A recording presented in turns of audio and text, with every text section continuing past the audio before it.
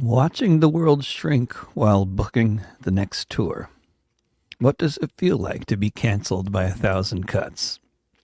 You can find this in both written and podcast forms on Substack, on Patreon, and at davidrovics.com/thisweek. The last time there was any kind of TV programming I was paying attention to in real time and religiously watching every episode was Star Trek Next Generation back in the 1990s. There was one episode, which on a search I've just learned was titled Clues, where the ship is hit by a wormhole of some kind which swallows one of the crew. What the rest of the crew experiences is that one of their members is missing. What the missing crew member experiences is much more like a terrible nightmare or a really bad acid trip where, bit by bit, all the people on the ship and eventually large sections of the ship itself are disappearing without a trace. When she asks the ship's computer about the missing people or sections of the ship, she is told that they never existed. Then, spoiler alert, when her world eventually shrinks down to a little bubble, she figures out what's going on and gets rescued. That feeling of living in a world that seems to be shrinking and being told it's not happening really stuck with me. There are other Star Trek Next Generation episodes that have had a similarly strong impact on my psyche as well, but lately it's that one that I feel like I am living through in some form. One of the strangest things about watching your world disappear one bit at a time is how it's only obvious that it's happening to the person who is subject to the phenomenon. Unless someone else is, for some reason, doing a really deep dive into the nitty-gritty of your daily life, it's not the sort of thing anyone else would tend to notice. One of the strangest things about being targeted in the way I'm obviously being targeted is that it only seems to be obvious to me. To anyone else observing any of this, each thing that's happening can be explained as an independent, unrelated technical phenomenon, and even the act of thinking there might be a relationship between all these things that are happening seems to be an indication of irrational paranoia or feelings of inflated self-importance, some kind of narcissistic thing. It occurred to me the other day that I don't think I've recently tried to lay out all the various things I've been experiencing in one place, and that seems worth doing. Maybe because it points to a pattern. The pattern is something like cancellation by 1,000 cuts, with each cut being one that's plausibly unrelated to the other ones, but with each cut being of the sort that adversely affects my ability to function as an artist and as a public figure. I'll describe some of the notable phenomena that I'm dealing with lately, or at some point over the past year, and I'll try to avoid going into excessive detail in the interest of providing more of an overview here. Venue harassment.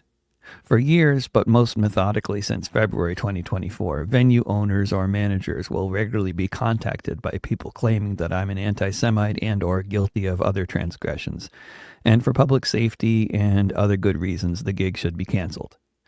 If the venue owner/manager is active on social media, the harassment may become particularly disturbing. The impact of this sort of thing is unfortunately deep. At least 1 in 10 venues contacted like this will cancel the gig. For many others, there's a pall around this gig, and any desire that may have existed to actively promote the gig is no longer present. Social media policing. To those experiencing it who aren't me, it seems like the mention of my name on social media tends to piss someone off. This is what happens most often, rather than the mention of my name eliciting praise for my music or essays or something like that.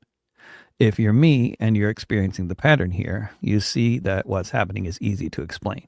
I'm not a famous artist, so naturally when my name is mentioned on social media, most people in a random place on social media won't know who the guy is who's being mentioned. The person who will always know who is being mentioned, however, is the person who is following any mention of my name on a given platform so that they can chime in with an attack. The impact of this phenomenon is to constantly make sure that anyone expressing affection for this particular artist will quickly learn about the artist's supposed character flaws or political transgressions. The tendency is to limit the artist's reach this way in many ways. Social media trolling. Mainly between February and April, mainly on Facebook, but also on X, my accounts were deluged with pro-Israel or pro-genocide hate speech directed at me anytime I posted a picture of myself wearing something Palestine-related, like a Palestine flag t-shirt. The number of comments per month during that period were around 27,000. I don't know what the overall impact of this kind of trolling has been, since my presence on Facebook, the main platform that was targeted, was already minimal, since Facebook changed their algorithms years ago in such a way that seemed to make me and people posting the sort of content I post basically invisible. Facebook Event Blacklist. One of the very few useful things about Facebook remaining has been events. With Facebook events, you can easily invite local people to events. That is, when it's working properly, Facebook helpfully suggests to you the people you might want to send invitations to based on the fact that they are friends or followers who live in the area where the event is taking place. Most people in all the countries I tour in regularly use Facebook events to promote events they're organizing. When it comes to my involvement with all that, however, for the past year or so, the invite feature on events is disabled. I just get the loading screen, and about 95% of the time or more, that's it. If I keep at it, sometimes it eventually works, so this can make it look like some kind of technical glitch, but over time it has become obvious that it isn't. It's basically that I'm banned from using this vitally important feature to promote my gigs or anyone else's. Censored on Spotify. Spotify removed my January 2024 album about the Gaza genocide, Notes from a Holocaust, from my discography and from the platform generally. In year-end statistics, the album doesn't come up, although it was my most popular release of 2024.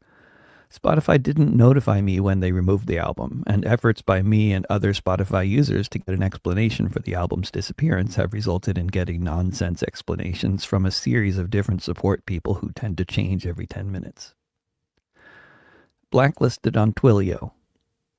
If you want to have people be able to sign up to receive alerts from you by text message, and you want to be able to send batches of hundreds of text messages at a time, as you do with such a list, then you need to sign up to use this kind of service on a platform like Twilio, which is a multi-billion-dollar corporation that has more or less cornered this market as far as I can tell. Twilio used to work just fine for me to send texts this way, and cultivating a text mob, as we used to call these things 20 years ago, has been my main method for getting the word out about certain events in the Portland area in particular. Since Twilio's rules apparently tightened up a bit, however, even with the able assistance of my web designer and us jumping through every hoop presented to us to become officially onboarded again and allowed to send texts to people who signed up to receive them, there's always one more elusive step in the onboarding process, and approval never comes. What next? Of course, for all of these obstacles I have to cope with, the examples are all around us of people who have had far more of them thrown in their paths. Whereas I get an album removed from Spotify, other people have had their entire YouTube channel taken down, accused of being Russian propaganda. Whereas my fans regularly get harassed for saying nice things about me in public forums, other people have been demonetized from financial platforms essential for the survival of so many modern freelance artists and journalists. Whereas I seem to be getting songs targeted for deletion because they violate Section 12 of the UK's Terrorism Act of 2000, other people are getting violently arrested for posting the same sorts of things on social media.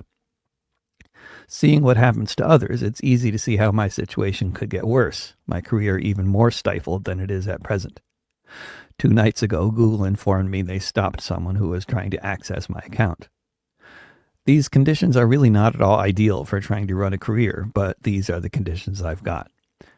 If you happen to be in Mexico, the western or northeastern U.S., England, Scotland, British Columbia, or Australia, I'm booking the first half of 2025 now, as the world shrinks. Alternative means of communication, alternative means of disseminating ideas, and alternative means of publicizing events all exist and have long existed since long before corporations, trolls, and secret police effectively took over the internet. What I wonder is, when are we going to collectively abandon the corporate matrix we find ourselves in and try something radically different? And will this happen before I'm forced to look for another line of work?